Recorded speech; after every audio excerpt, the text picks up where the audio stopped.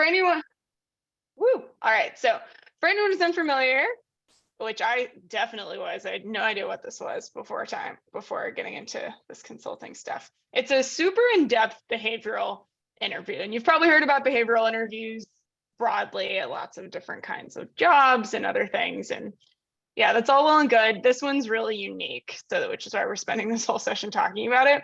It's generally about 30 minutes long, paired with the case study. And instead of talking at a high level about an experience you'll have, you'll spend that 30-minute block in depth focused on one, maybe two, usually just one experience. And it's designed to complement what they test in the case study, which we'll talk about exactly what it's testing in the coming slides. But it's a great way for them to get to know you better, how you would operate as a consultant, and make sure this is a place where you'll thrive and get a lot out of this job. Ben, would you add anything on this? No, I just think of it as one other thing you just mentioned here is like, I just think of this as a behavioral interview, but harder and more in depth. And I think one good thing about preparing for the PEI, at least in my experience, is once you get good enough to get through this interview, you can feel pretty equipped to go into just about any behavioral interview for like life for a significant period of time. So I think Yep, spot on. Also, don't be shy about throwing questions in the chat. We love the interactive nature of this. Ben, you want to take this one? Yeah, so it's nice to see the cumulative like 4 or 5 years of McKinsey experience manifesting in this extraordinary slide here. I think PEI behavioral, this is perfectly laid out. Like it is coding for different things in the case. The case is can you do the job? The PEI is, do we want to do the job with you? And I think how will you operate on a team? Are you a resourceful person? Are you the type of person that can figure things out and navigate ambiguity? These are the types of things they're looking for in a behavioral interview. And I think that the reason that they go into in-depth questions, or rather into your stories in depth and do 1 or 2 as opposed to like 5 or 6 surface level questions, is because these traits are really actually kind of hard to figure out. If you ask like a couple of like 3-minute answer style questions, you're going to get a bunch of polished responses from a bunch of smart people, and you're never actually going to get to the bottom of how they think how other people think, how they feel, how they think about how other people feel.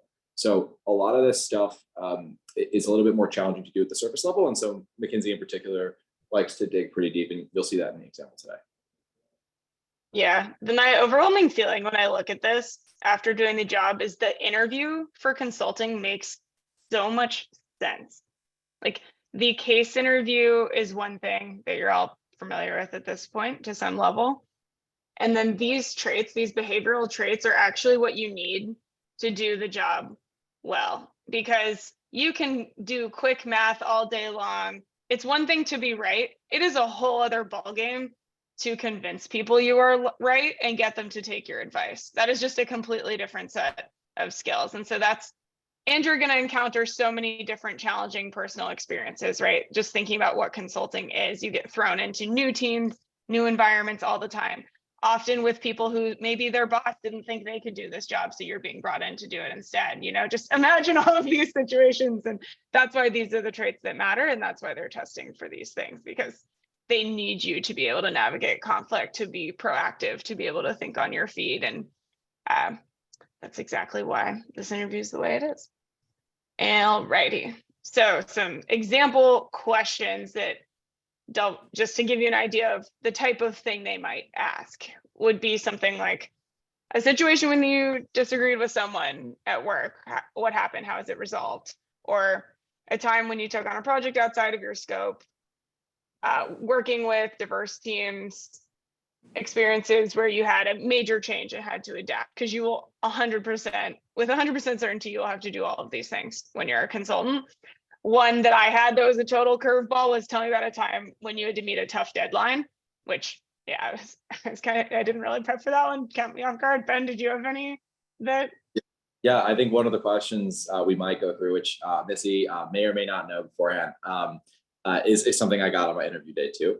I think a natural like follow-on question, which is either in the chat or will be in the chat at some point, is like, how do I prepare for all these different variants of questions? And something I think just to say up front while we're here is thinking about stories from your life that are complex, that are nuanced, that have many layers to them, and that are happening at inflection points in your life or in your company's work life, on teams, thinking about transition points that cover a lot of ground and that can be used for multiple different scenarios. I think those are the types of stories worth fleshing out, because you cannot memorize or come up with answers to 400 different permutations of questions, but you can come up with useful heuristics and stories that do in fact cover a lot of ground. And that comes with practice. That comes with getting feedback from people as you practice your stories, the same way you might practice cases. So that's all I would layer on. Mm-hmm.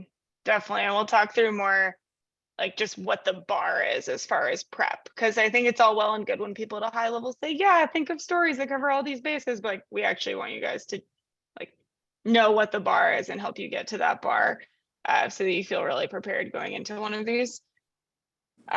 It's not just thinking about the experience at a high level. No, you need to be recounting the story, specifically what happened. And you'll see when Ben grills me later what it might be like. I'm a little scared. I probably should have prepped more, but you really want to go through the exercise of writing out at a minimum in bullet points, just like what actually happened.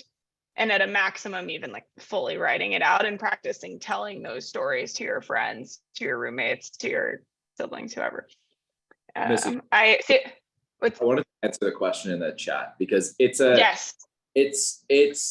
you're almost phrasing the question such that it's impossible to answer, in the sense that I think these questions are designed actually. And when I went through my own interview training, these questions are supposed to be broad enough at first glance so that anybody from any walk of life can do them. And we're talking anyone from like a military sergeant to somebody who's worked exclusively in corporate America, to somebody straight out of undergrad who may only have a couple internships worth of experience. These same questions are realistically applied across all these settings. And so I actually reject the notion that you don't have any experience that can be used for this. Just about every question, like even an entrepreneurial drive experience. Before like this year, I had never started a business. Like that's fine. But I can talk about times when I've hustled, or times when I've actually figured out like small resourceful ways in my life to make something out of nothing. And I think that would be a perfectly valid answer that would function equally well in an interview to somebody who might have started a fully fledged business. So I think even if you don't have like the most obvious answer, this is where that prep comes in, and you actually have to do some searching beforehand to find what answers might function well for questions which might not be so easily a fit for you. And it doesn't have to be your job either. I think that's an important component here. They're testing for personality traits, and maybe a specific trait hasn't shown up a lot in your primary place of work or education, but it probably has shown up outside of that in extracurriculars, in other things you've navigated. I remember interviewing folks, especially undergrad, a lot of folks don't have significant work experience. So you'd encounter all kinds of stuff, extracurricular, just normal life situations that came up in interviews that still elicit the traits that they're looking for. The point is that you have the traits. The point is not that you cured cancer, So that's my 2 cents out there. All right, prep. Okay, so as Ben talked about earlier, you'll be thinking through experiences, ideally experiences, I couldn't agree more with Ben, that cover as many of those as possible so you're not going crazy. Ideally you're focusing on a few experiences that cover a lot of bases that you could use for a lot of different types of questions. And then I meant it when I said write out how you would talk about them in depth. Everyone's different. Everyone's a different type of learner. So I don't want to be overly prescriptive, but I would say 90+% of folks I know who are prepping for these interviews wrote out their answers and their experiences on paper or computers, like completely wrote them out. And specifically, last piece I'll say here, and then I'll give it to Ben, but a common error I saw as an interviewer, and I overheard in interview feedback all the time, is people over focus on context and situation because it's so much easier to talk about. It's like, okay, so there was this person and we were in this place and this other thing was going on. It's like, cool, whatever. Tell me what you did and why it mattered. Like that should be the meat of the story. Don't make the mistake of wasting too much of your precious time on just the backdrop or the wallpaper of the story. You really want the meat to be, what specific action did you specifically take? And I use that word choice intentionally, you. I also heard a lot specifically with women interviews, but lots of interviewees who would say, oh, well, my team did this, or we all did this, or we all did and accomplished this, which is very humble and nice. This is not the time to be humble. This is not the venue for humility. We want to hear about what you, Nathan, or you, Michelle, I want to know like what you specifically did. And it also lands so much stronger. I'll give you an example. Like, oh, you know, our team went to a conference and we presented to 100,000 people versus like, I went to a conference and presented to 100,000 people. It's just punchy, it's strong, it conveys authority and confidence, which is so important for this job. All right, let's see. Oh, Michelle, great question. We'll definitely come back to that. Ben, yeah, no, I think balancing preparation without sounding scripted. Don't worry so much about that. I think get your initial story, understand what the ins and outs of it generally are. And like Missy said, like get the 30-40 second description kind of down pretty pat, like talk through the situation, make sure you are tying it back directly to the question being asked. If you kind of just like launch into a story, like it feels weird. You know, when like you talk to somebody in real life, whatever, and they kind of give you this like corporate speak or this like memorized thing back. If ChatGPT could have written it in response, don't use it. Like it should be like, oh, you just asked me about entrepreneurial drive. Awesome. I'm going to talk about like this situation because like, I don't necessarily know if I started a business per se, but like when I'm thinking about driving, I'm thinking about finding something from nothing. Here's what comes to mind. Bang. And then say your story.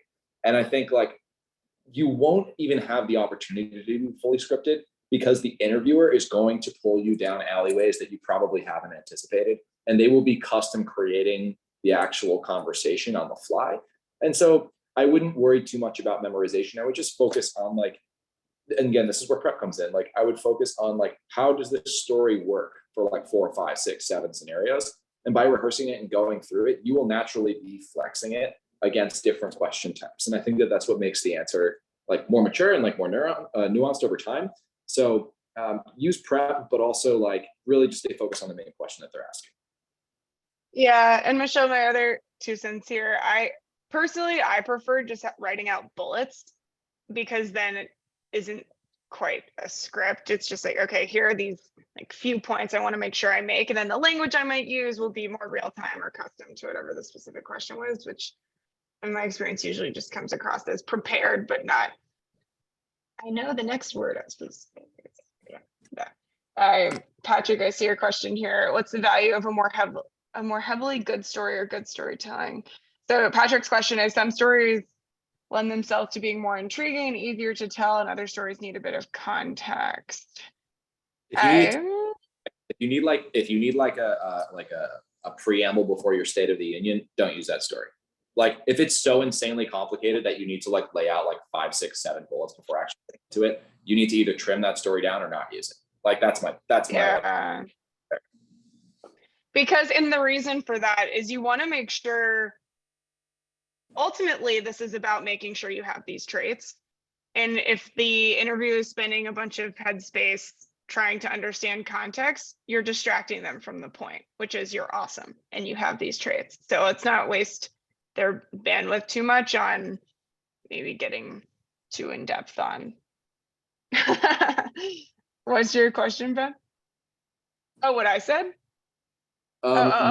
This question. Oh, I see. No, sorry. What does it mean to be using the same setup to answer multiple behavioral questions? That just sounds like a bad idea.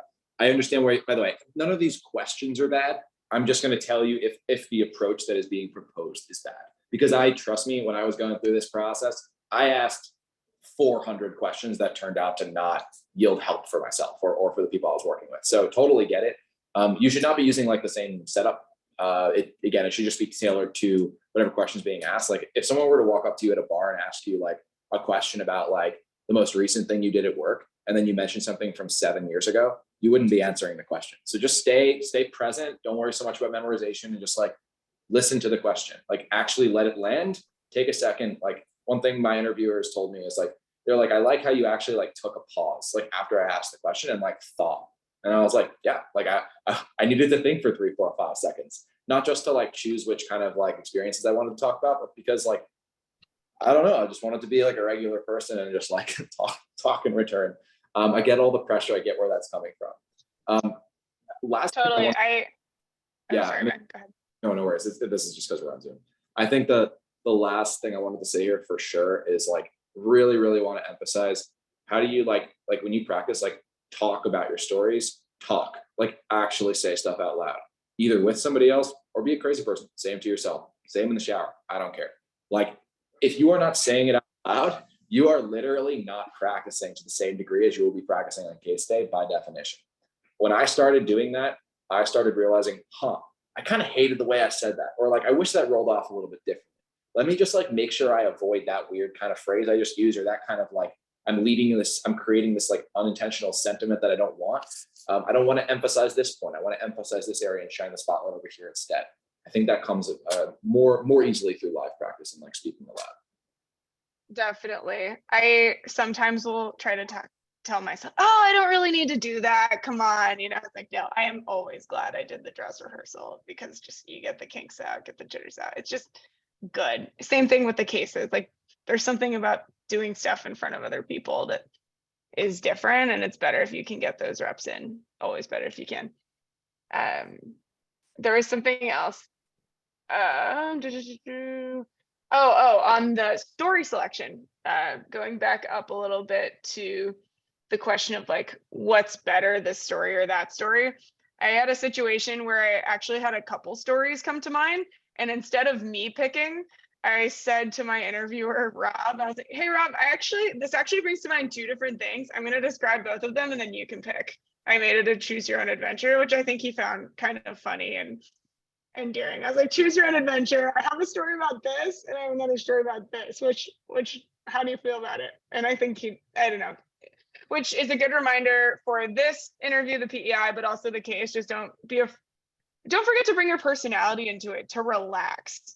Like, honestly, when Ben keeps saying like, oh, imagine you're at a bar and someone asks you about this, like people can feel the anxiousness and the nervousness. So I used to kind of mentally trick myself going into these things. I would say, Nezzy, you already have the job. Just act like this is someone you already know who's just talking to you about work stuff. And I think, at least for myself, I think that tricked my headspace and how I talked about it a little bit, just to be more relaxed and be more honest and probably engaging than I would have been otherwise. To the extent that's helpful for anyone. Cool. All right. Let's see. Are there any more questions? I know this is really the meat. You got to treat recruiting like dating. The interview is just a way to get to know each other. Yeah, it's true. It's true. It's about mutual fit. Preston, great question. Sometimes, yes. So if you start into a story and it feels like, as an interviewer, you'll know too. If someone starts to tell a story that you just don't think is going to give you the information you need to assess that trait, you'll ask for a different story. So yes, that does happen. And it's all in your best interest. If they feel like you're starting to tell something that they're not sure is going to get at what they need to get at.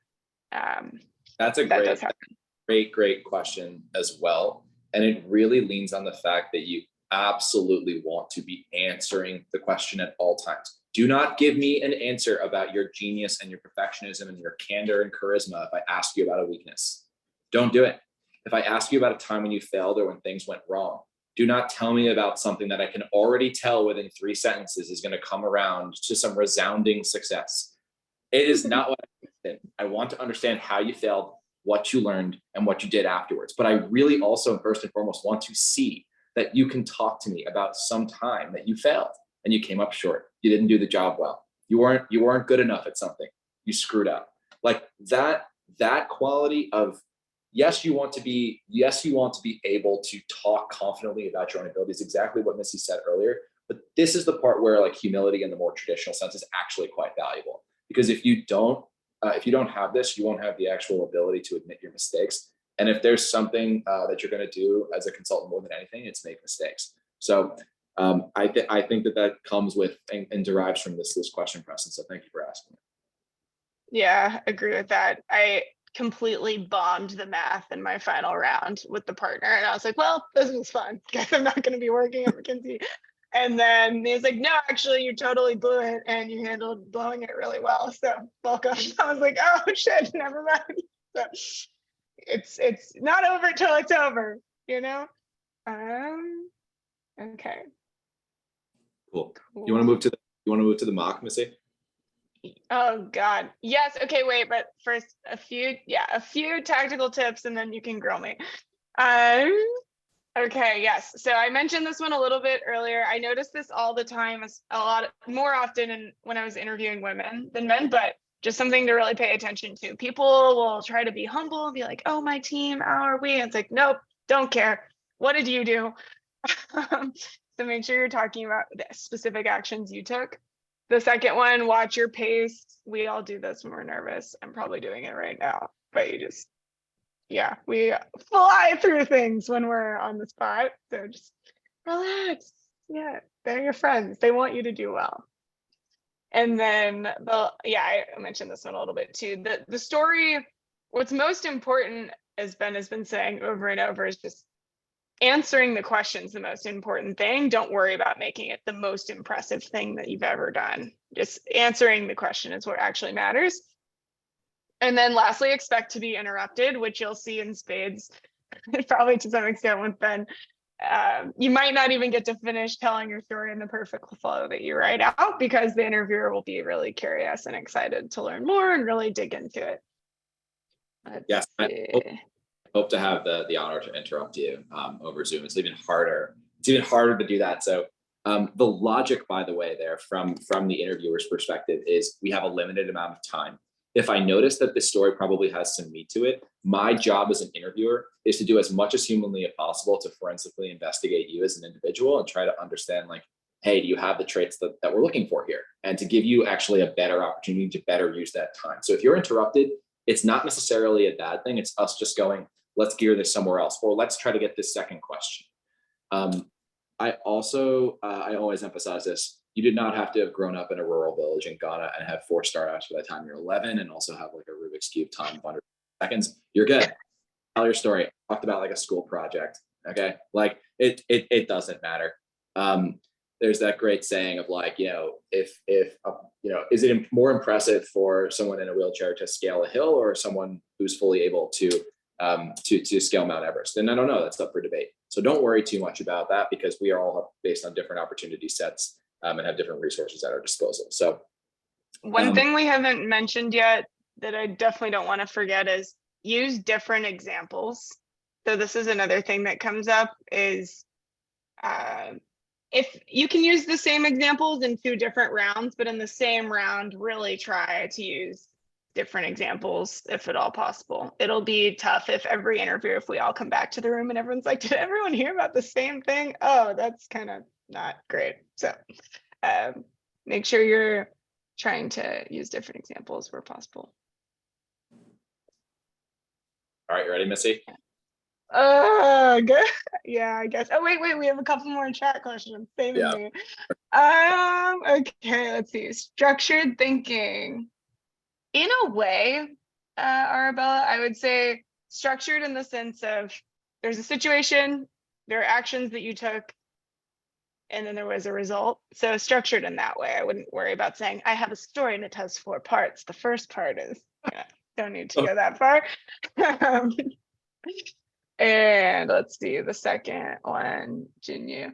Does it actually mean I can say, I want to do it with my team? I wouldn't. I would say just make sure you focus on the actions you took. I would say yes, obviously it depends on what the thing is. The question was, can they say I when it was actually something they did with the team? And you definitely can. The point is talking about your actions, and if you took them and it was part of a team, sounds great. Like, as long as you're not, misrepresenting or lying what you did, then literally all fair game. It's a balance, right? Like if you're a banking intern, we know that you're not the one like closing the deal. Like, just relax. But at the same time, like, talk about the discrete value that you added. Talk about what you did to build the model to convince the client to do X. Like, great. Just be very like objective and straightforward about what it is that you're contributing. But I think Missy's point is around like don't undersell it. Don't de-emphasize it. Don't offshore all the credit to somebody else, because we're not hiring your team, we're hiring you. Yep. Bingo. All right, Ben. If there aren't Missy, any more questions. Dang it. All right. Missy knows one of many questions I may ask her, but doesn't know the specific question I'm going to ask her. So this is exciting. Good. Let's see. Yeah, it's a grain of salt. I didn't do nearly as much prep as we're recommending. Because I think it's a question that you probably aren't getting in a lot of other interview types, and isn't the type of thing you'll get. Walk me through your resume. Tell me about a time when everything went perfectly. Talk to me about your last job. Like those are questions you're going to get in a lot of other interviews. But I want to know, and we should do this as like a genuine like simulation, right? So so Missy, like I know there's a lot of times when like you've probably been successful. I read through your background, like obviously a ton of awesome accomplishments personally and professionally, but like I kind of want to know specifically about a time when you were either leading a team or part of a team, and you were just working with someone pretty difficult. How did you like navigate that situation? What'd you get from it? Whatever you think is most important to start with. Great. Thank you for the question, Ben. Yeah, plenty of times. The first thing that comes to mind is this fall. My co-founder and I were in the middle of a fundraise for our startup. It was a really stressful time, and we disagreed fundamentally about how we should spend our product resources in the fall. He really wanted to use them for one thing, and I really wanted to use them for something else. And it got pretty heated. We ultimately needed, I asked him if we could go for a walk in our neighborhood. We lived 3 blocks apart. What do you mean by heated? What does that look like? It was one of the first times we'd had a fundamental disagreement. And since neither one of us was technically the boss, it was really challenging because there wasn't going to be someone to come in and be the tiebreaker. We disagreed and we had to get to an agreement, and time was of the essence because every second, every day mattered in the fall. I guess harping on the word heated, but how did that manifest? It manifested in he would say pretty snarky things. Okay. You're so fishing. He would, yeah. It brought out the worst in both of us. We were not particularly kind or gracious with one another. And yeah, so that was the situation. Did you feel you were reciprocating primarily, or did you feel like this was something that like could have been prevented in any way? It definitely could have been handled differently. I don't think differences of opinion when building a company can be prevented, but in retrospect, how we should have handled it is getting together in person sooner to talk through something live. We are primarily a remote team, which led to a lot of the disagreement and let it get more heated than it needed to. And so ultimately what I ended up doing was saying, hey, let's meet at our favorite coffee shop and talk live in the morning. We'll have a more productive conversation then. And honestly, I just heard him out to understand, hey, why do you feel so strongly about your perspective? Here, I want to hear it very much in detail. Like, take me into like that room, take me into the conversation. Like, what's the... Yeah, totally. We were outside at our favorite coffee shop, Blue Fog. And I just asked him, hey man, can you explain why you feel so strongly about this specific direction? And as he talked me through all those details, it became clear that he, being the product person that he is, he just has really wanted to build a product similar to this other product he loved. And it wasn't necessarily oriented around the objectives that we'd set from the quarter. And me knowing him well enough to know we all could agree on what I was looking for was common ground, and was looking for, okay, what are the things that we do agree on in the situation? And what do you think he was looking for? Sorry? What do you think he was looking for? He was frustrated.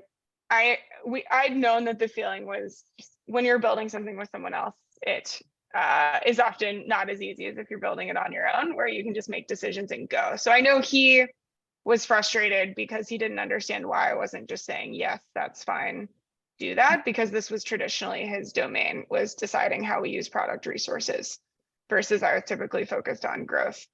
So am I getting this right? That you see his primary motive in that situation is kind of like wanting to be heard, or like getting his frustration out and expressing that to you in a setting that made sense. Yeah, I think really what it was about was he felt like I was trying to tell him how to do his job. And it clearly, I wasn't looking at it that way. I was looking at it as, oh, we have to spend resources wisely. This isn't an allocation of resources that directly contributes to our stated goals. And that was where the source of the tension came from. But we didn't realize that till we actually got together in person and heard one another. We'd been talking past one another remotely via Slack, over the phone, on Zoom. And it was a huge mistake in retrospect. It should have been something where, as soon as we realized we disagreed, I should have asked for us to meet together in person so I could better understand where he was coming from, leading with curiosity instead of just telling him that I thought the decision didn't make sense. That said, in fairness, I think probably the line, or at least as much, onus is on him to be asking for the same thing, right? Potentially resolve this thing. So I wouldn't necessarily assume all of the responsibility per se, but I'm curious, stepping back a little bit. Can you talk to me about potentially other stakeholders that were involved, other players, people who might be, thought about in this? It's not just the two of you operating in isolation. So I'm curious how those individuals factored into your equation. Yeah, definitely. We had a product ops team member who I asked the same week. I said, hey, Phil, can you talk to me a bit about this specific project he wanted to do? Am I missing something? Is there something I'm not understanding about why this is so important? Because I also recognize I might not have the full scope. There might be something I don't understand. And so it was helpful to check in with Phil just to see, hey, am I missing something? Why is this such a priority right now? So yes, that did factor in. And it was helpful for me just to validate that my concern was a valid concern.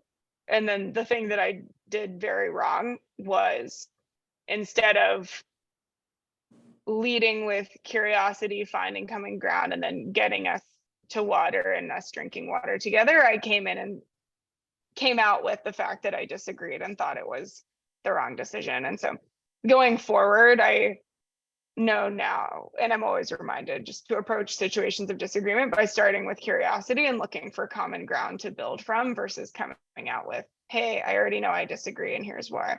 Just, it's a lot more likely to be effective and getting the results that I want. And ultimately, on the other side of this situation, we ended up not using the resources how he wanted or how I wanted. We ended up doing something totally different, because when we actually got to talking about what our common ground was, we both realized we were both wrong, and ended up making a better decision for the company.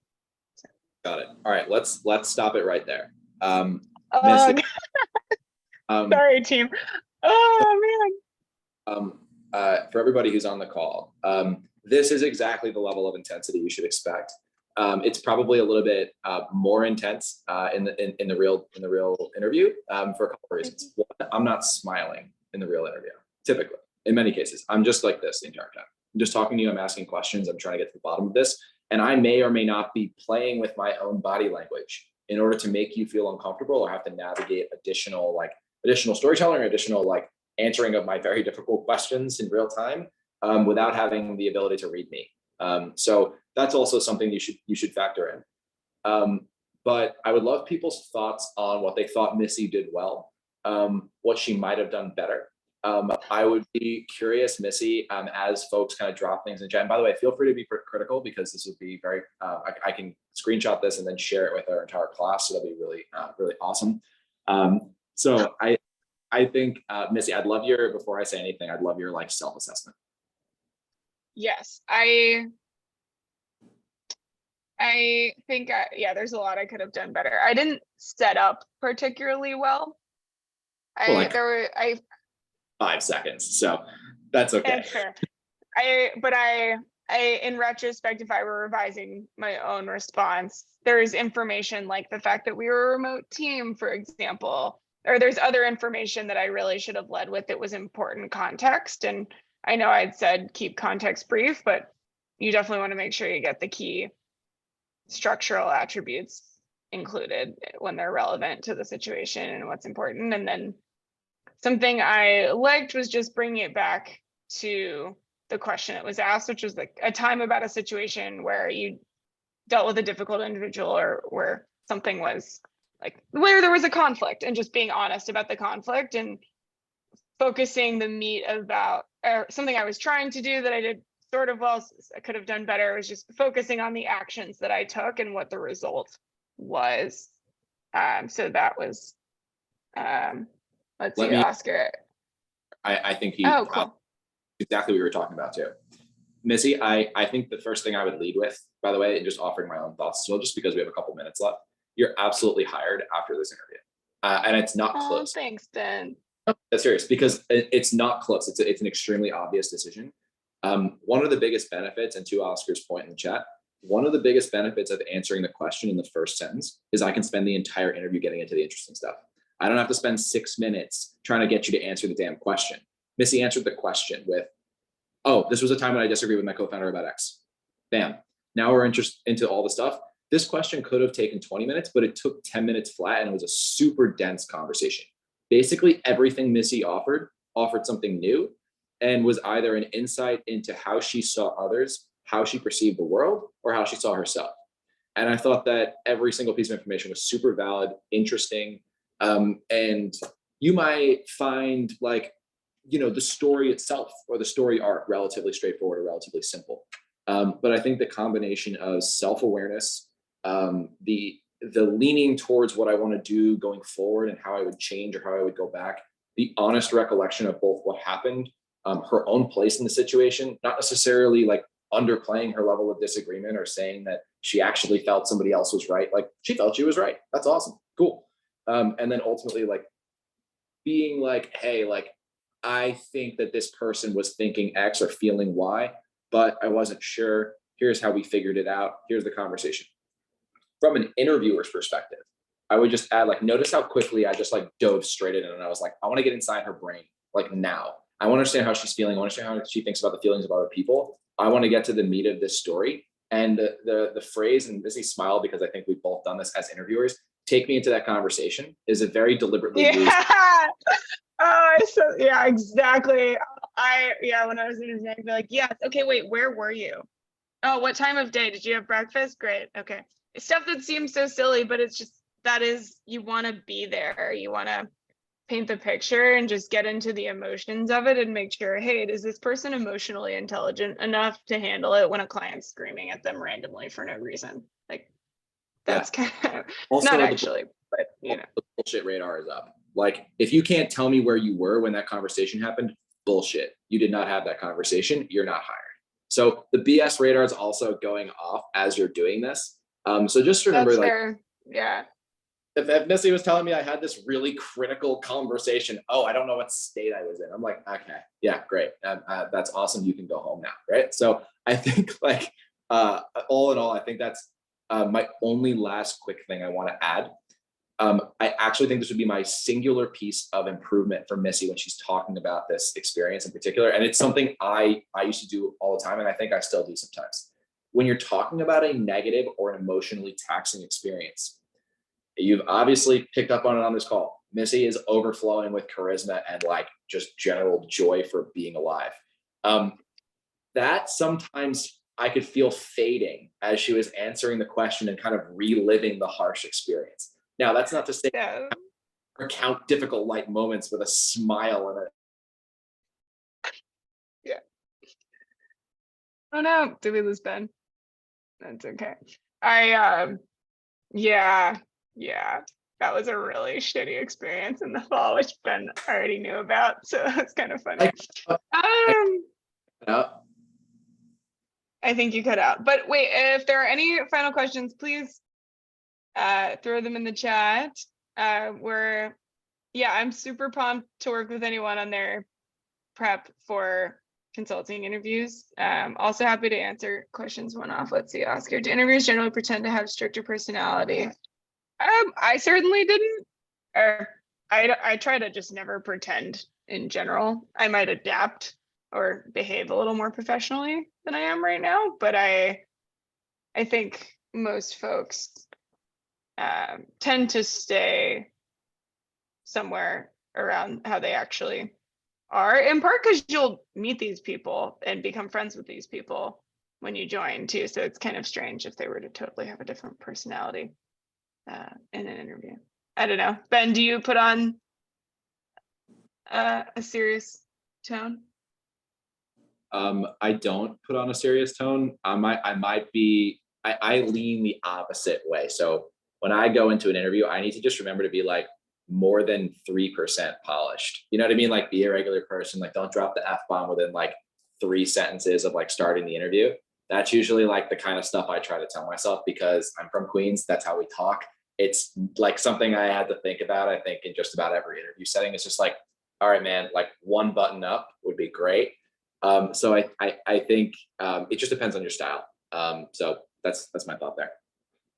Also, it looks like we actually have another 13 minutes. So folks, we can certainly ramble more, but want to make sure this is as helpful of a session for you all as possible. So let us know if, yeah, let's see, let's get some topics in here. Nathan, I feel like Ben wanted to drill down to specifics. Okay, let's see. Nathan, good question on just how helpful are specifics. I think, unfortunately, the answer is often it depends, and that's true here too. It just kind of depends. I think you all can be the judge too of like when is a detail actually relevant or not. I would say as an interviewer, I would err on the side of going for just as many specifics as I would need to understand what was going on.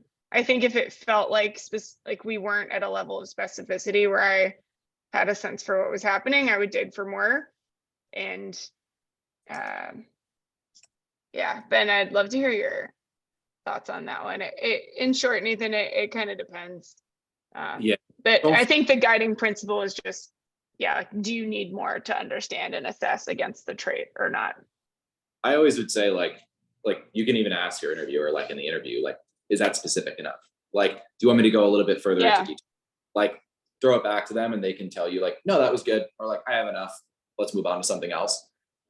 So don't feel like you can't be a little bit, I don't want to say meta with your interviewer and just like ask them the question about whether or not your answer on a details or a levels basis is actually sufficient. So I think that's totally fine. Mm-hmm. Elaine here asked, best way to practice PEI besides preparing on your own? Oh, I no. couldn't agree. What's I would that? say, don't prepare on your own. Prepare with other people. Yeah, well, prepare on your own first.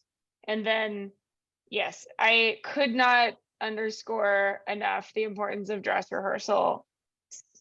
Talking through things out loud. It could be a friend who's also prepping for consulting. It could be anyone in your life who's just willing to listen or give you high level feedback on what made sense or what didn't make sense. In reality, the interview will flow much more like what you saw with Ben and I, where someone's poking around, looking for specific details, kind of on a treasure hunt to assess if you have the trait. But yeah, I would say, Elaine, definitely make sure you're just at a high level describing the situation, actions you took, and result for, let's call it like 3 to 5 situations that cover a lot of those bases with friends and family. That's the general advice I would give is, 3 to 5 stories that ideally cover a lot of bases and knowing those really well. Let's see. Okay. Yeah, go for it. Panache, I think I'm saying that right. List of, did you think of the potential questions? I think that's a great way to do it. I think there are really a laundry list of potential questions out there, some of which we listed here. Basically, good stuff, bad stuff, unclear stuff. Try to come up with answers to a wide range of situations. And I think map your experiences to the questions that could possibly be asked. Again, Missy's right, like 3 to 5 like meaty stories that have a lot of density to them, I think is usually the way to go. But also another plug here for like working with either coaches or with other friends of yours who like, they're going to ask you, you're just going to naturally run into new questions and other people who have common questions that's common for them, but might be uncommon for you. So I think that's typically the best way to go. Missy, I wanted to emphasize one other thing that I don't know if we talked about, but to the point of like practicing prep, like we've talked a lot about like the variance of prep, and we've talked about the style of prep, and we showed an example. But in terms of the volume, like you should be doing this. I don't want to say as much as cases, but I think like they're weighted equally. Like they're just as important. Like, can you do the job? Do we want you to do the job with us? Like those are pretty critical questions. If you can't answer both with a positive, you're not getting hired. And so I think practicing my stories, I mean, when it came down to the partner round, I didn't even do cases. I was doing all behavioral prep. So my prep up front was probably something like 70-30 for cases, in favor of cases. And then when it went to the partner round, it was probably like 80-20 in favor of behavioral. So really, really making sure you're getting dozens of trial runs in, I think, is the best way to maximize your chances. Yeah, I would second that, in part because if you think about it, in general, a lot more people are good at cases, and I don't or said differently, it's a lot easier to teach someone how to be better at structured problem solving than it is to teach someone how to handle conflict. So I would say if I had to choose between someone who is weaker on one or the other, I would definitely choose the person who's a little weaker on the case than someone who's a little weaker on interpersonal dynamics. So I agree with Ben, and I notice a lot of folks under prepare on behavioral because the case feels like this foreign enigma. But yeah, definitely don't under prep on this. Let's see. Patrick, if Missy were to have the same interview 5 years down the line, would it be better if she answered the same question with a new conflict? Hope so. Yes. Yeah. So I saw that question as well as a question around how long ago a story could have occurred. More recent is better, generally speaking. I don't know if I'd throw out a specific timeline, but I would say it is kind of odd to me if I ask you about conflict and you tell me a story from 5 years ago. Yeah, it's just kind of odd. I would assume or think there should have been something more recent. Missy, Or just make me yeah, go ahead. I think like one like good like heuristic for people is like, if you're currently an undergrad, don't tell me something from high school. If you've been out of work into the workforce for a couple of years, don't use something from college. Kind of like these 3-4 year timeframes feel right as the outer bounds. I agree with that. Michelle, go for it. From an interviewer perspective, what are immediate red flags that go off whenever somebody, like, what are things that people can do that just automatically set you off? The first thing that came to mind, Michelle, when you said that was jargon. Like if someone's throwing a bunch of business words at me, I mean, it sounds random. That was just my first thought when you said that, was if someone, I don't know if anyone particularly likes jargon, but I like when people are real with me. Just like talk to me like I'm your friend. The goal of a consultant is to be the trusted partner to a stranger. And so much of it is about building real relationships. And so for me, when I hear lots of jargon and buzzwords, I'm like, are you being real with me? Is this, I don't know. It strikes me as disingenuous. I have something as well. And some of you may have heard this before, but this is passed around, at least at consulting firms, probably other places too, but like, be polite to everybody. I don't care where you are. I remember like no one I knew growing up done any of these interviews. It meant the world to me, or it was really intimidating for me. And I don't think I necessarily did my best because of it. When I was kind of like in the waiting room or whatever, and just like 1 or 2 people were just kind of snobbish to me for no reason whatsoever. And it was just like, I was just asking them like where they're from or whatever. And the one guy just goes, sorry, man, like, I don't really think I have time for this. And I was just like, what like, what? So I was like, then go sit in a corner, bro. Like, so it was a little bit like the way that you act, other people, being nice to everyone from reception to people you run into in the hallway to the people you're interviewing with. It all goes a long way. And I think taking that attitude with you in life can't hurt either. But I met one guy in the interview waiting room who, in between interviews, who was just really nice. We started laughing. Second interview for both of us went great. Turned out we ended up rooming together in Chicago and both got offers. So You know what I mean? Like little stuff like that. I think like just be good to people around you, bring good energy. As an interviewer, when I notice that that's not the case, or I can kind of get the intel before someone steps into the room, that's not the case. That just really rubs me the wrong way. So that's a big red flag. Mhm. I am very biased in this. Just like this is more of a green flag, but it's also a little funny because it's something I always do, but just to give folks ideas. You find out who your interviewers are ahead of time, usually. And I think I'm sure they still do that. So I wrote my interviewers handwritten thank you notes ahead of time and left them at the office on my way out. So just planting a seed of like, there are little things you can do. Honestly, sometimes the job becomes about standing out because a lot of really qualified people go through this process and it's really close call a lot of the time, you know, oh, okay. Yeah. And so if there are little things like being kind, doing that extra little small thing, it's memorable. You remember that. And you remember the people who bring personality, not disingenuous personality, but just the people who are their real selves. And yeah, it just makes it a lot more memorable than folks who just, you know, do all the prep and do everything right. Sanjana has a really good question. Finding commonality with the interviewer. I have a simple way of doing this. Ask them, you know, there's limited time during the behavioral, but there may be like 3 to 5 minutes at the end. I think asking them a simple kind of like positive oriented question at the end of the interview, like, hey, it's like, talk to me honestly, like curious, like, how are you liking it? Like, what are your favorite parts about the job? Like, where do you see yourself going? Like, I'm curious as somebody who knows like, you know, half as much as you would about this time to roll. Like, talk to me about that. I would love to hear more. Just a simple question that leans positive. Like, don't try to like stump your interviewer with some crazy question, but like, if you also saw something in their background, be like, hey, by the way, I noticed that like we both do this. I'm curious, like, you know, what your experience is. We'd love to chat with you, like about this, blah, blah, blah. Like, just find like, again, that homework beforehand, if possible, do that. And definitely do that if you can, if possible. But I think like in general, like also be listening. Your interviewer will be throwing in little nuggets, like people's personalities, like they leak out of themselves. So like, just listen, like it'll be worth it. Mm-hmm. And yeah. Maybe flip to the last slide there, Missy. I think we should have one more slide. Oh, just that one. Oh, it's just us. Okay. That's awkward. Let's see. Someone just asked about bringing up something you found on LinkedIn. I wouldn't bring it up. Seems a little, yeah.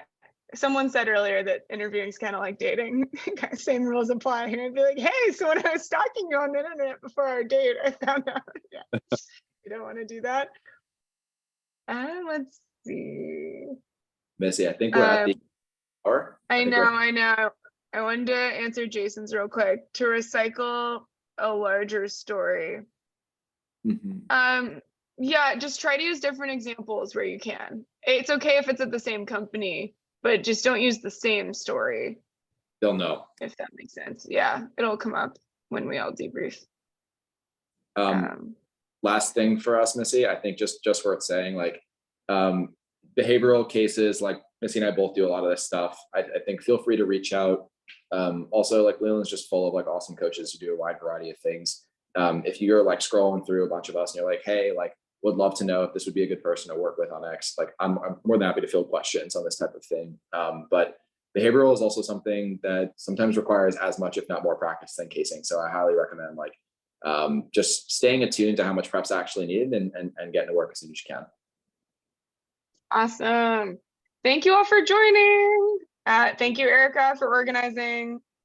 Yes, thank you rock. And hope everyone has a great week.